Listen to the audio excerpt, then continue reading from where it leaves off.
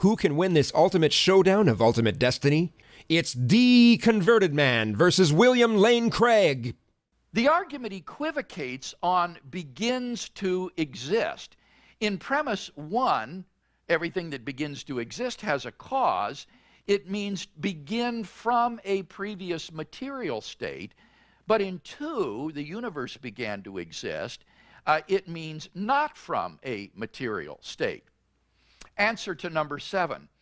In order to defeat the allegation of equivocation, all one needs to do is to provide a univocal meaning for the phrase in both of its occurrences. And that's easy to do. By begins to exist, all I mean is comes into being. Everything that comes into being has a cause, and the universe came into being. No equivocation here.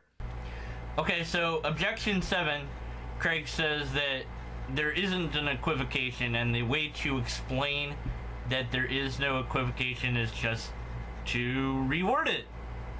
So let's reword the argument, and that will fix everything. No. I didn't mean that, even though I said everything be... no. I meant anything that comes into being. And anything that comes into being. Are they both the same? Come into being from where?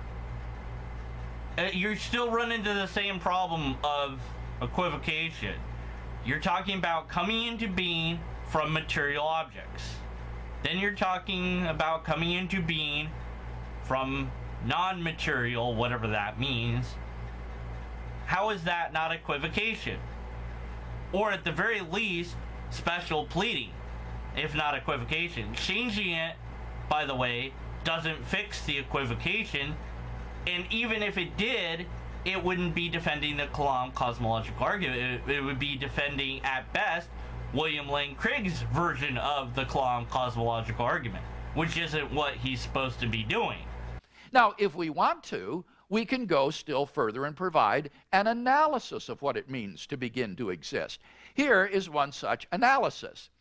X begins to exist if and only if X exists at some time t, and there is no time t star prior to t, at which X exists. This analysis is adequate for all practical purposes. It would allow even time itself to begin to exist. It would become problematic only in case one thinks that God is timeless without creation and enters time at the moment of creation. In such a case, God would exist at the first moment of time, t0, and there would be no time, t star, prior to t0, at which God existed. It would follow then from our analysis that God began to exist at t0, which is wrong-headed since God did not come into being at t0. Fortunately, this problem is easily fixed by amending our analysis as follows. X begins to exist if and only if X exists at some time, and there is no time t star prior to t at which X exists, and no state of affairs in the actual world in which X exists timelessly.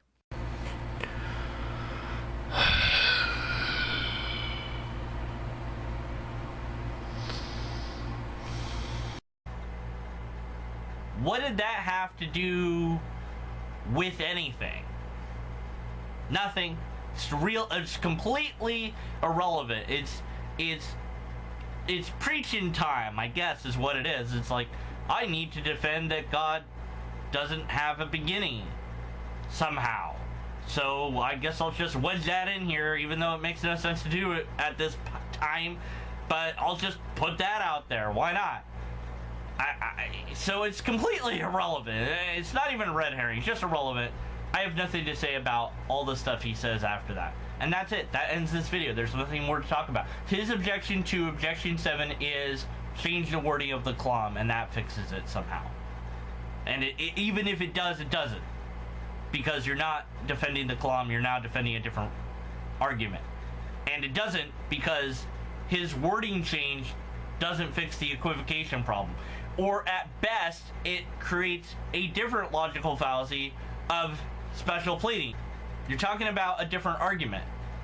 So you're still not defending the original argumentation. So it's just not good enough, Craig. You have failed to object to objection 7. Therefore, if objection 7 is logically valid, then the kalam is logically invalid. So is objection 7 logically valid? Yes, because the kalam is committing an equivocation and special pleading, as well as false dichotomy, but I'm leaving that to the side. So, oops, you didn't succeed in defending the kalam from this particular objection. That's all I've got for you. Thank you for your questions, comments, concerns, etc. Post them, because I enjoy that, and I said that before, but now I feel like I have to say that now, and maybe it's going to become like a thing that I say. I hope not, because that might get annoying. I don't know. Maybe I should just end the way I always end these videos, which I don't always end them this way. That is to say, I should end it the way, you know what? Somebody complained that I didn't have a lobster. Lobster time!